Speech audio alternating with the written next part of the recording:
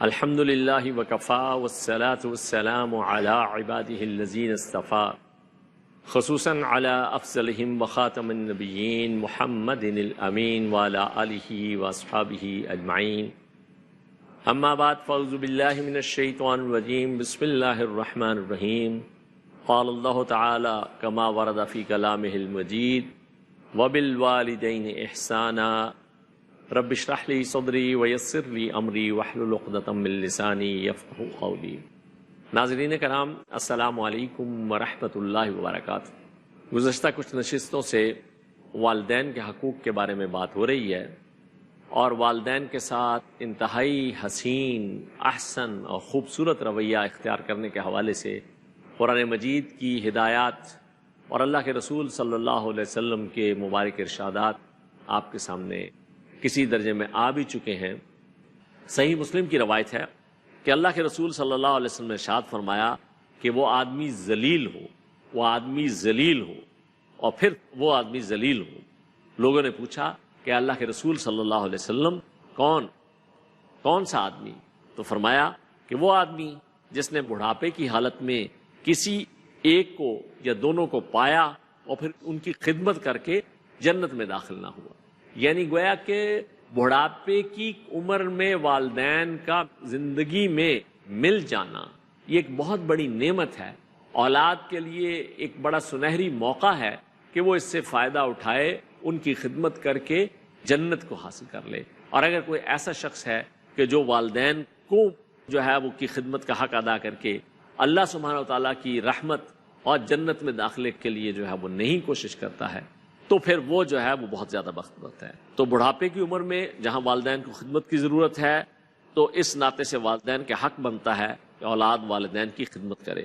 اگر اس میں ایک تو یہ ہوتا ہے کہ اگر بچے ماشاءاللہ کافی ہیں تو والدین اپنا بڑھاپے کا عرصہ جو ہے باری باری بچوں کے پاس مختلف اوقات میں گزار کر اپنا وقت اچھے طریقے سے پورا کر لیتے ہیں اور بچوں کو بھی یہ خدمت شیئر کرنے کا یعنی مل جل کر خدمت کرنے کا موقع مل جاتا ہے۔ لیکن اگر ایسی صورت ہے کہ والدین کا کوئی اور خیال رکھنے والا نہیں ہے، صرف ایک بچے کے پاس ہی ان کو رہنا پڑتا ہے، تو اس صورت میں بھی اس اولاد کو اس معاملے میں غفلت اختیار نہیں کرنی چاہیے۔ اور اس حدیث میں تو خاص طور پر ایسے شخص کے لیے وعید آئی ہے جو کہ اس موقع سے فائدہ نہیں اٹھاتا ہے۔ اصل میں جب سے یہ خاندان کا ادارہ والدین کی جو کے ساتھ حسن سلوک کا معاملہ یہ کمزور پڑا ہے، اور خاص طور پہ جو مغربی ممالک ہیں ان میں تو اب معاملہ یہ ہو گیا ہے کہ بڑھاپے میں والدین سے جان چھڑائی جاتی ہے، انہیں اولڈ ہومز کے اندر جا کر بند کر دیا جاتا ہے، اور سال میں ایک کوئی فادرز ڈے یا مدرز ڈے کے دن جو ہے ان کو جو ہے کچھ کوریئر کے ذریعے سے پھول بھیج کر جو ہے سمجھا جاتا ہے کہ ان کا حق ادا کر دیا۔ تو یہ معاملہ ہمارے دین اور اسلام کا نہیں ہے۔ دین تو یہ بتاتا ہے کہ اسلام میں ہر دن جو ہے وہ مدرز ڈے ہے، ہر دن ماں کی خدمت کا دن ہے، ہر دن والد کے ساتھ حسن سلوک کا دن ہے۔ ایک سوال یہ پیدا ہوتا ہے کہ کیا جو غیر مسلم والدین ہیں ان کے ساتھ بھی حسن سلوک ہمیں اختیار کرنا ہے؟ تو اس حوالے سے یہ جان لیجئے کہ اللہ کے رسول صلی اللہ علیہ وسلم کے ایک بہت ہی پیارے صحابی تھے حضرت عبداللہ رضی اللہ تعالیٰ عنہ، جو کہ عبداللہ بن ابن ابی جو رئیس المنافقین تھا، محمد الرسول اللہ صلی اللہ علیہ وسلم کو بہت زیادہ تکلیفیں پہنچانے والا تھا، وہ ان کے صاحبزادے تھے، یعنی ان کے والد ایک یوں کہہ لیجیے کہ رئیس المنافقین، لیکن بیٹے خود جو بہت ہی زیادہ آپ صلی اللہ علیہ وسلم کے مخلص صحابہ میں سے تھے۔ تو اللہ کے رسول صلی اللہ علیہ وسلم نے نہ صرف یہ کہ انہیں بھی اپنے والد کے ساتھ حسن سلوک اختیار کرنے کا معاملہ ارشاد فرمایا تھا، بلکہ وہ رئیس المنافقین جو آپ صلی اللہ علیہ وسلم کو بہت زیادہ تکلیفیں اور اذیتیں پہنچاتا رہا تھا، جب وہ اس دنیا سے گیا ہے تو ان کے صاحبزادے حضرت عبداللہ نے نبی کریم صلی اللہ علیہ وسلم سے یہ درخواست کی کہ آپ صلی اللہ علیہ وسلم ان کے کفن کے لیے اپنا کرتا عنایت فرمائیے۔ تو آپ صلی اللہ علیہ وسلم نے اپنے صحابی کی اس خواہش کو، جس میں وہ اپنے والد کے ساتھ گویا ایک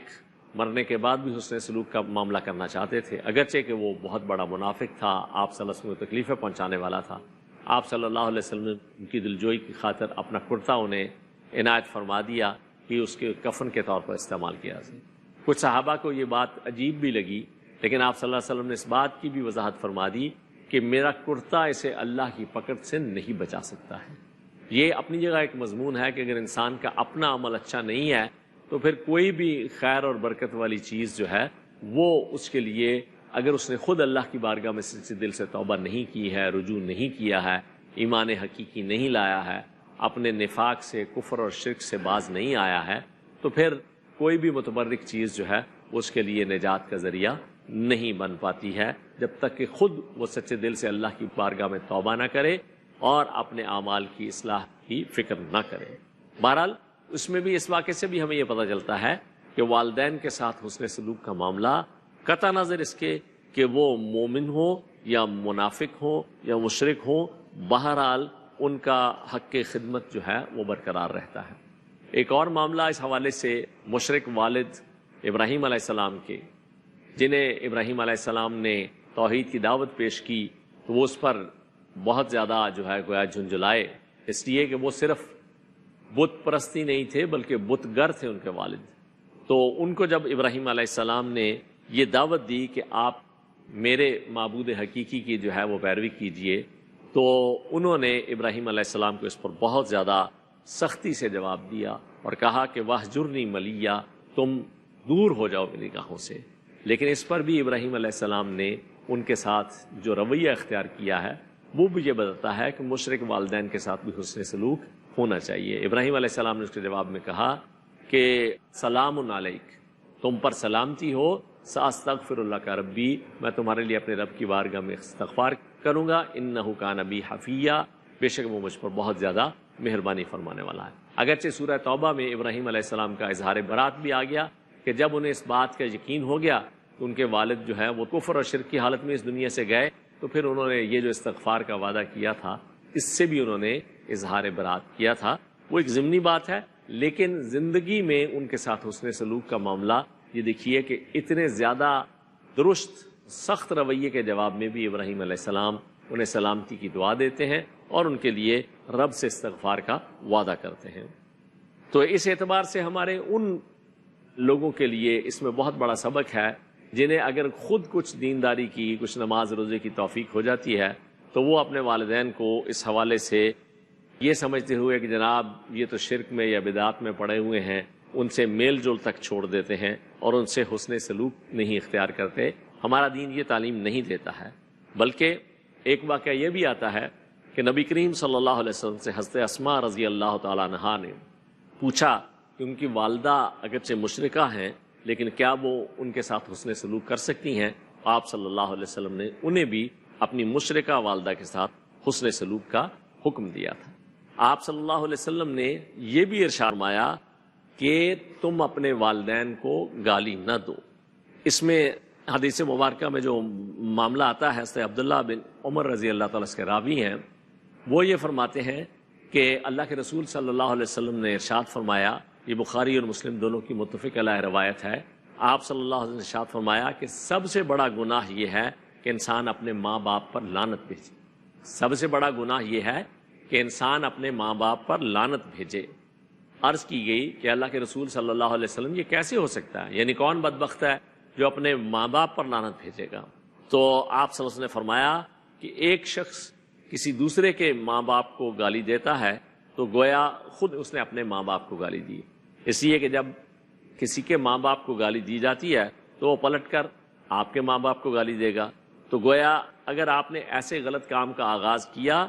تو آپ خود اپنے ماں باپ کو گالی دلوانے کا سبب بن گئے۔ تو اس اعتبار سے یہ معاملہ کہ کسی کے ماں باپ کو بھی برا بھلا نہ کیا جائے، کہ ان کو کوئی سب و شتم نہ کیا جائے، ان کو لعن طعن نہ کی جائے، اس لیے کہ جواب میں وہ تمہارے ماں باپ کو ساتھ یہی رویہ اختیار کریں گے۔ اس کے ساتھ ساتھ والدین کے ساتھ حسن سلوک کا ایک تقاضا یہ بھی ہے کہ ان کی اطاعت اور فرمانبرداری اختیار کی جائے۔ والدین کے لیے ادب، عزت، احترام کے ساتھ ساتھ ان کی بات ماننا، اور صرف یہی نہیں ہے کہ ان کے ساتھ تعلقات اچھے رکھے جائیں، ان کو اچھے اچھے القابات سے یاد کریں یا ان کے سامنے بڑے بلند بانگ دعوے کریں کہ آپ ہمیں بہت زیادہ عزیز ہیں، ہم آپ کا بہت زیادہ عزت اور احترام اور ادب کرتے ہیں، لیکن اگر وہ کسی بات کے کرنے کا حکم دیں اس کو ٹال دیں، اس پر عمل نہ کریں، یا ٹال مٹول سے کام لیں، یا جھوٹے وعدے کریں. جیسا کہ مثال کے لیے کہا جاتا ہے کہ کوئی شخص ویسے لاکھ دعوے کرے کہ جناب میں تو بڑا ہی آپ کا اطاعت گزار ہوں، فرمانبردار ہوں، لیکن اگر والد صاحب کہہ دیں کہ بیٹا پانی کا گلاس تو دینا، تو کہے کہ نہیں یہ تکلیف تو آپ خود ہی فرما لیجئے، ویسے میں آپ کا بہت زیادہ مطیع فرمان ہوں. تو یہ قول و فعل کا وہ تضاد ہے جس میں اللہ سبحانہ تعالیٰ بھی ناراض ہوتا ہے. تو اس اعتبار سے اولاد کا رویہ اسے جنت میں لے جانے کا باعث بن سکتا ہے یا جہنم میں لے جانے کا باعث جو ہے وہ بن سکتا ہے. یہ ماں باپ، یہ جنت اور جہنم دونوں کی جو ہے وہ دونوں کے دروازوں کی چابیاں ہیں. اسی طریقے سے آپ صلی اللہ علیہ وسلم نے اکبر الکبائر، کبیرہ گناہوں میں سے بھی بڑے بڑے گناہوں کا ذکر ارشاد فرمایا. بخاری اور مسلم دونوں کی متفق علیہ روایت ہے. حضرت ابو بکرہ رضی اللہ تعالیٰ فرماتے ہیں کہ نبی کریم صلی اللہ علیہ وسلم نے ارشاد فرمایا کہ میں تمہیں بڑے بڑے گناہ بتاؤں، یعنی وہ بڑے بڑے گناہ جو انسان کو ہلاکت میں ڈال دینے والے ہیں، ان کے بارے میں آگاہ کروں. 3 مرتبہ آپ صلی اللہ علیہ وسلم نے یہ سوال فرمایا. آپ صلی اللہ علیہ وسلم اپنے صحابہ کرام رضوان اللہ علیہ مجمعین کو پوری طرح متوجہ فرمانے کے لیے اپنا سوال بار بار دہراتے تھے. تو 3 مرتبہ جب آپ صلی اللہ علیہ وسلم نے صحابہ سے یہ بات پوچھی تو صحابہ نے عرض کیا کہ اللہ کے رسول صلی اللہ علیہ وسلم ضرور ارشاد فرمائیے، یعنی بڑے بڑے گناہ جو انسانوں کی ہلاکت کا باعث بننے والے ہیں. آپ صلی اللہ علیہ وسلم نے جو ہے اس کے جواب میں ارشاد فرمایا کہ سب سے پہلی گناہ جو اکبر الکبائر میں سے ہے وہ ہے اللہ کے ساتھ کسی کو شریک ٹھہرانا، اور دوسرا گناہ ہے والدین کی نافرمانی کرنا، یعنی یہ بھی اکبر الکبائر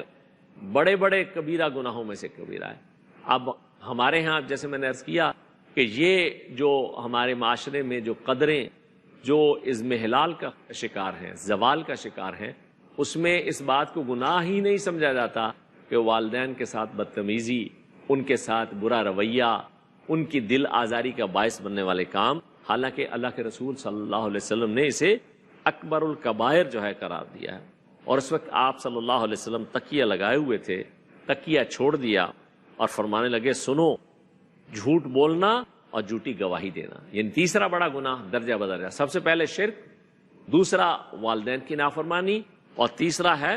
جھوٹ بولنا یا جھوٹی گواہی دینا. اور پھر آپ صلی اللہ علیہ وسلم یہی فرماتے رہے، یعنی اسی بات کو دہراتے رہے، یہاں تک کہ ہم نے کہا کہ کاش آپ صلی اللہ علیہ وسلم خاموش ہو جائیں. انشاءاللہ اس حوالے سے ابھی گفتگو کا سلسلہ جاری رہے گا. ایک چھوٹے سے وقفے کے بعد آپ ہمارے ساتھ رہیے.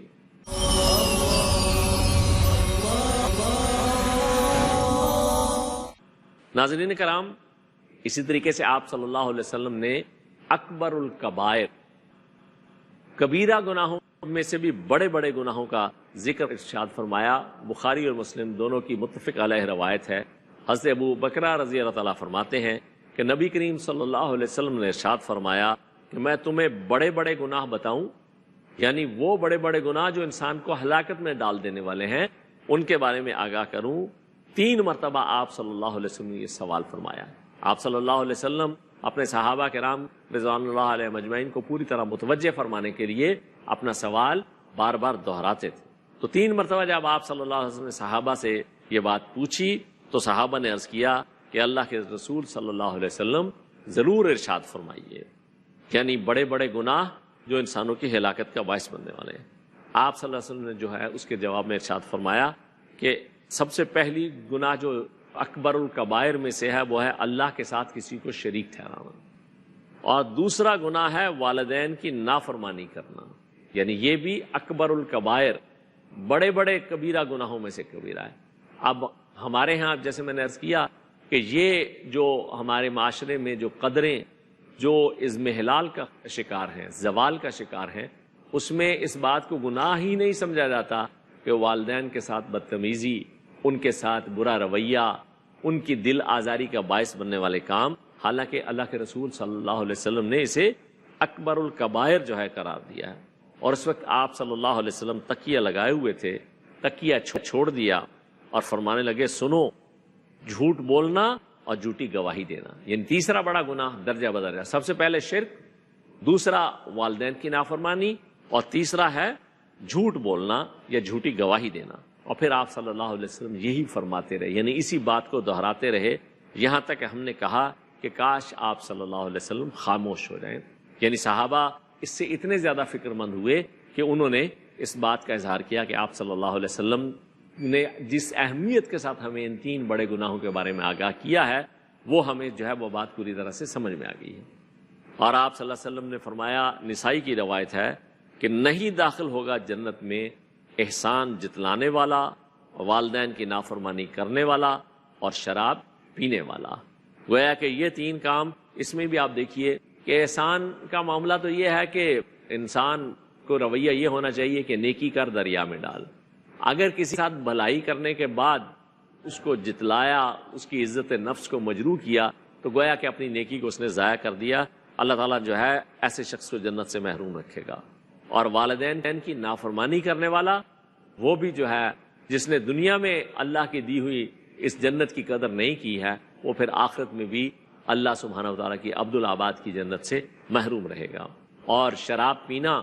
جس سے اللہ سبحانہ وتعالیٰ نے واضح طور پر قرآن مجید میں منع فرمایا ہے، اس سے باز نہ آنے والا وہ بھی گویا کہ کبیرہ گناہوں کا مرتکب ہے. البتہ یہ سوال اپنی جگہ پیدا ہوتا ہے کہ کیا ہر وقت والدین کی ہر بات مانی جائے گی؟ تو اس حوالے سے اللہ سبحانہ وتعالیٰ نے یہ بات بتائی ہے کہ اس میں استثناء ہے، اس میں ایکسیپشن ہے. اگر ماں باپ تمہیں اللہ کے ساتھ شرک کرنے کے لیے کہیں تو ان کی یہ بات نہیں مانی جائے گی. اور اس حوالے سے یہ مشہور واقعہ ہے حضرت مصعب بن عمیر رضی اللہ تعالیٰ عنہ، جو کہ بڑے ناز و نام میں پلے ہوئے صحابی تھے، اور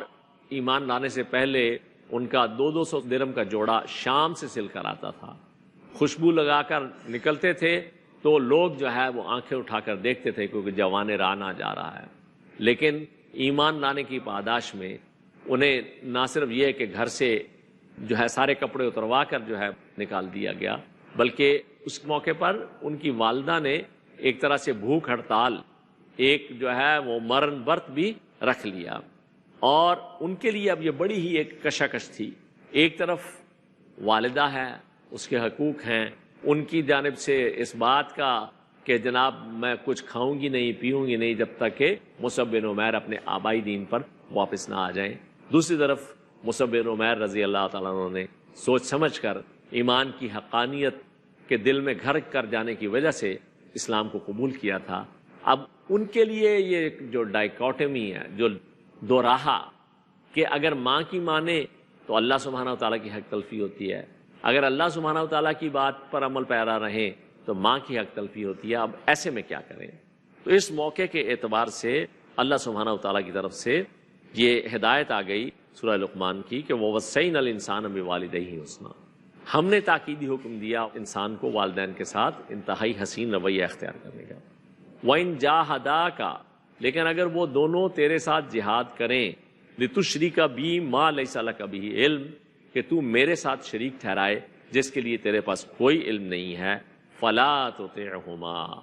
تو اس صورت میں ان دونوں کی بات نہیں ماننی ہے. وَصَاحِبْهُمَا فِي الدُّنْيَا مَعْرُوفًا، لیکن ان کے ساتھ دنیا میں بھلے طریقے کی مصابحت اختیار کرنی. یعنی اگر حقوق کا ٹکراؤ ہو جائے تو فائق تر حق تو بہرحال اللہ سبحانہ و تعالیٰ کا ہے. اور جو اصولی بات جو اللہ کے رسول صلی اللہ علیہ وسلم نے ارشاد فرمائی کہ لا طاعۃ لمخلوق فی معصیۃ الخالق، مخلوق میں سے کسی کی بھی اطاعت نہیں کی جائے گی جہاں خالق کی نافرمانی ہوتی ہو. تو یعنی گویا کہ اگر حقوق کا ٹکراؤ ہو جائے، ایک طرف اللہ سبحانہ و تعالیٰ کا حق ہے اور دوسری طرف والدین کا حق ہے، تو اس صورت میں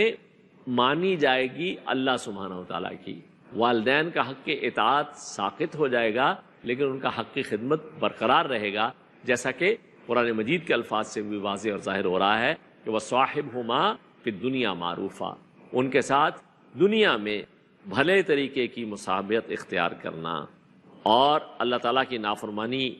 تو نہیں اختیار کرنی، لیکن ان کے ساتھ حسن سلوک کا رویہ جو ہے اس کو اختیار کیے رکھنا ہے. یہ وہ عملی طور پر اس قسم کے دو راہے سے، اس قسم کے المیے سے آج بھی ایسے سوالے نوجوان دو چار ہوتے رہتے ہیں، جن پر جب قرآن مجید کی آیات بینات اور احادیث نبویہ کی روشنی میں یہ حقیقت کھلتی ہے کہ والدین کے جو آبائی طریقے ہیں اس میں بہت زیادہ بدعات کی، رسومات کی اور کچھ شرکیہ اعمال کی آمیزش ہو چکی ہے، اور جب وہ اس حقیقت سے باخبر ہونے کے بعد ایسے رویوں سے گویا کہ اعلان برات کرتے ہیں تو انہیں کافی کچھ والدین کی طرف سے مزاحمت کا سامنا کرنا پڑتا ہے۔ تو اس صورت میں انہیں بڑے خوبصورت طریقے کے ساتھ والدین کو سمجھانا بجھانا چاہیے، ان کے ساتھ درست رویہ، بدتمیزی والا رویہ اختیار نہیں کرنا چاہیے۔ البتہ